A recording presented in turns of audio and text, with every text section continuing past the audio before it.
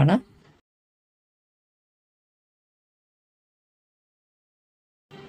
6 ഉണ്ട് കേട്ടോ.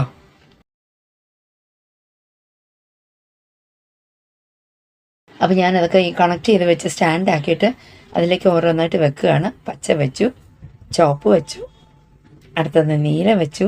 Different colours നമുക്ക് അതിനകത്ത് വെക്കുന്ന സാധനങ്ങൾ പെട്ടെന്ന് ഐഡൻറ്റിഫൈ ചെയ്യാം.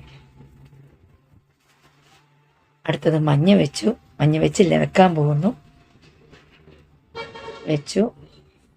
എന്തോ ഒരു കുഴപ്പം, മറ്റൊക്കെ വെച്ച് കഴിഞ്ഞാൽ ഈ മഞ്ഞ ഇങ്ങോട്ട് അതിൻ്റെ ഫ്രണ്ട് ഭാഗം കൂടെ തള്ളി നിൽക്കും. നമ്മൾ പിടിക്കാനുള്ള ഭാഗം, പിടിച്ചിങ്ങനെ വലിക്കാൻ ഡ്രോ പോലെയുള്ള ഭാഗമൊക്കെ ഉണ്ട് കേട്ടോ. പക്ഷെ മറ്റേതൊക്കെ ഇരിക്കുന്നതിന് ഇവിടെ എന്തോ സ്പേസ് വന്നു.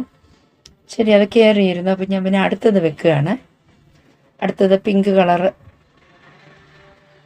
വെച്ചിട്ട് അങ്ങോട്ട് കയറുന്നില്ല ഗൈസ്.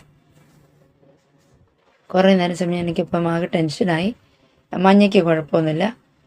അതേപോലെ തന്നെയാണ് അടുത്തതും വെച്ചത്. പക്ഷേ അതിനകത്തോട്ട് സെറ്റാവുന്നില്ല.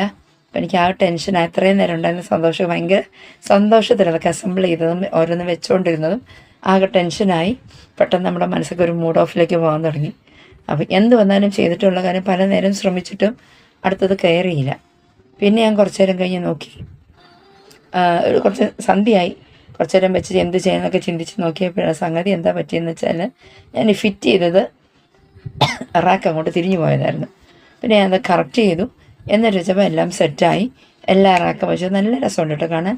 നല്ല ഹൈറ്റൊക്കെ ഉണ്ട്. ശരിക്കും നമ്മളുടെ ഒരു അരയാൾ പൊക്കമുണ്ട്.